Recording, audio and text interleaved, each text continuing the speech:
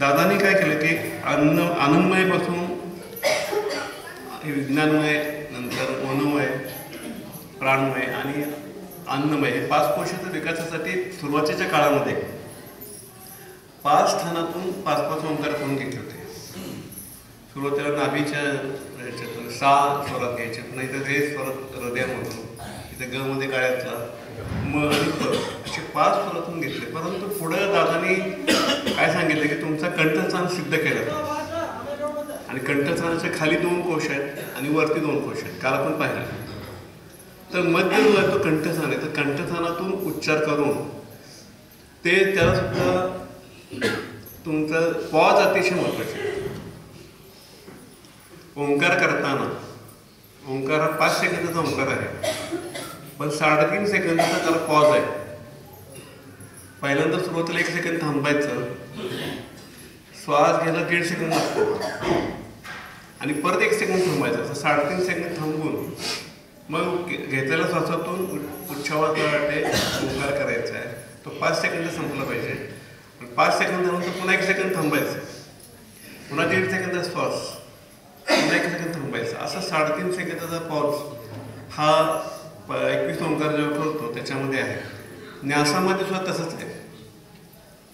सुरुवातीला थांबायचं, 1.5 सेकंद श्वास घ्यायचा आणि त्यावर इथं हात असतो, श्वास घेऊन तो इथं पुन्हा 1 सेकंद थांबायचं. असं सुरुवातीला 1 सेकंद थांबायचं, 1.5 सेकंदात श्वास, 1 सेकंद थांबून मग उच्चार करून 10 सेकंदात आपला हात इथं आला पाहिजे.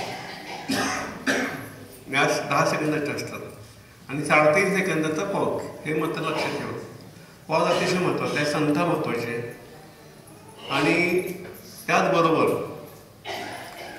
नामस्मरण करतो आपण, त्याच्यामध्ये फक्त 1 सेकंदाचा पॉज आहे. 6 सेकंदात नामस्मरण होतं. सुरुवात केली की मध्ये 1 सेकंद थांबायचं, पुन्हा 5 सेकंदाचं नामस्मरण, असं 6 सेकंद लागतात एका नामस्मरण. तर याप्रमाणे आपण करायचं आहे. संथेनं जर साधना नाही केली, आवाज असं कानाच्या पातळीच्या वर कर्कश काढला, काय होतं की दोन्ही लहरी आहेत जे संतोष करतात त्यांच्या अन्न काढण्याच्या एकाला अशा आपटतात लहरी त्या, आणि मग त्याचा एक नील होतो. त्यासाठी संथा आणि आवाजाची पातळी हे अतिशय महत्त्वाचे आहे. आणि काय आहे की आता इथं सूचना देणारे सेवक, तुम्ही कराड किंवा केंद्रामध्ये गेल्यानंतर सूचना देणारा जो सेवक आहे त्याच्या आवाजात आवाज मिसळून आपण साधना करायची आहे, म्हणजे ते परफेक्ट येईल. आता न्यास म्हणजे काय, शक्तीची स्थापित होती आपल्या 21 ओंकारांची, ती इथं स्थापित होते शक्तिपीठात.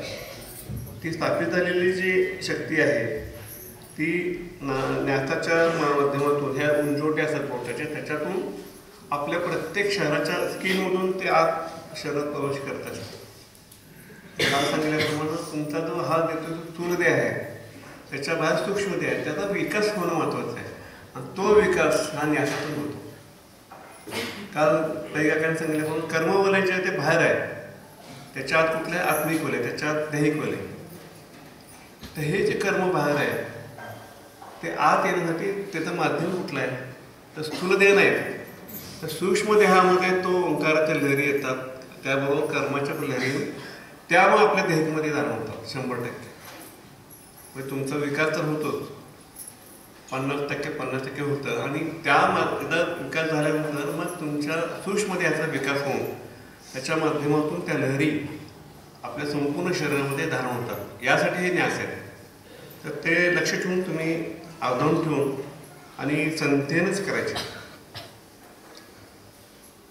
आणि पॉज अतिशय महत्त्वाचं आहे. पॉज लक्षात ठेवायचं, त्याप्रमाणे साधना करायची. आता